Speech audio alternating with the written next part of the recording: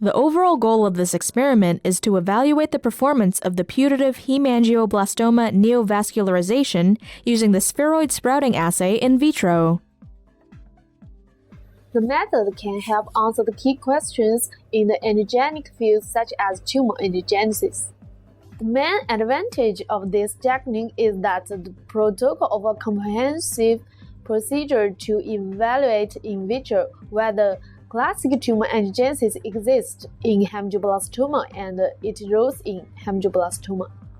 The implication of this technique extends toward therapy of hemangioblastoma antivascular treatment because the results highlight the complexity of hemangioblastoma neurovascularization and suggest that this common form of angiogenesis is only a complementary mechanism.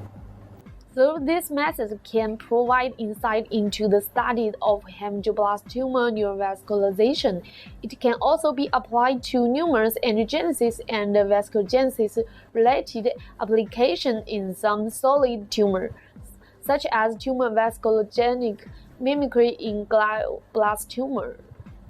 Real demonstration of this method is critical as the generation of these manipulated endothelial cell spheroid steps are difficult to learn because the suitable conditions are important.